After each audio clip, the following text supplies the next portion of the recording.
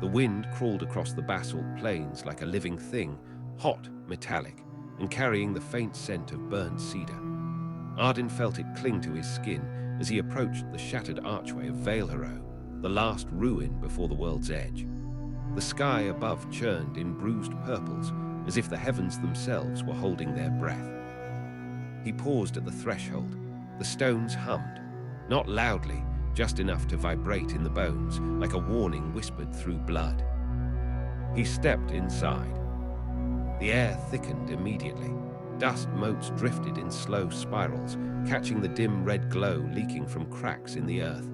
Every footstep echoed too long, as though the ruin remembered each sound and refused to let it go. Ardyn tightened his grip on his staff. The wood was warm, almost feverish.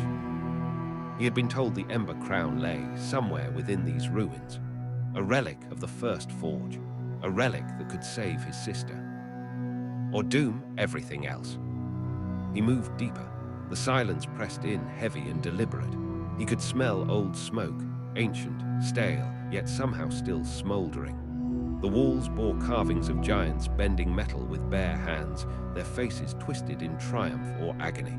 It was hard to tell which. Ardyn's lantern flickered, then died. Darkness swallowed him whole. He froze, listened.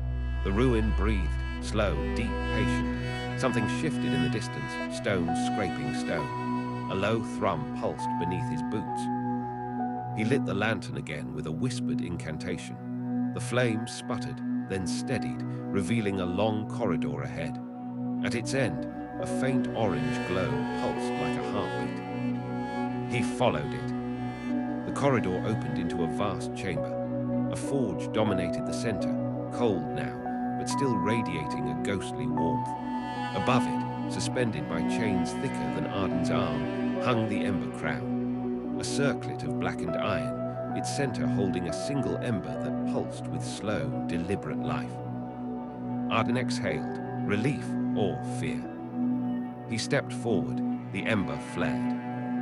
The point of no return hit like a hammer. The chains snapped upward, rattling violently.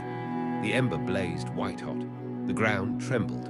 A roar, deep, volcanic, burst from the forge as molten cracks split across the floor. A figure rose from the molten fissure. Not a demon, not a spirit, a smith. A giant of obsidian flesh and ember eyes, its body carved from the same stone as the ruin. It towered over Ardyn, heat rolling off it in suffocating waves. When it spoke, its voice was the grinding of mountains. Who seeks the crown? Ardyn's throat tightened. I do.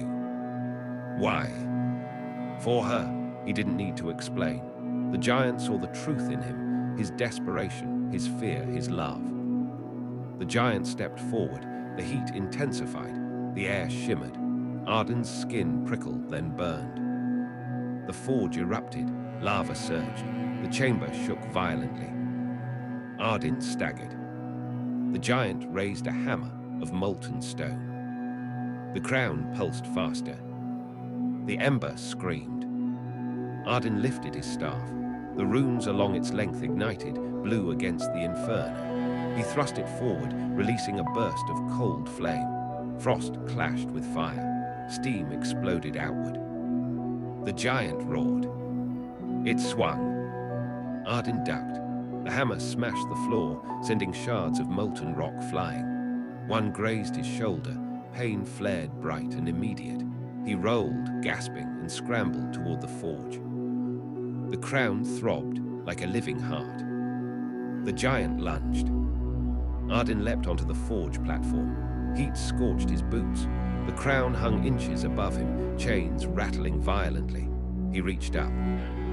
The giant's hand closed around his leg. Agony, crushing pressure, bones threatening to snap.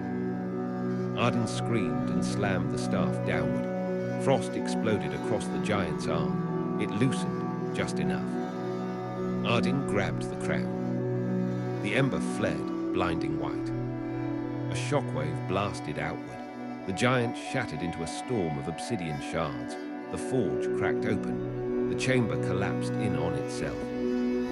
Ardyn clutched the crown to his chest and ran. Stone fell, fire surged. The ruins screamed as if alive. He burst through the archway just as the entire structure imploded behind him, sending a plume of ash into the sky. Silence returned. Ardyn fell to his knees, trembling, the crown still burning faintly in his hands. He had it, but the ember inside the crown pulsed faster now. Awakening, changing, watching. The cost of saving his sister had only just begun.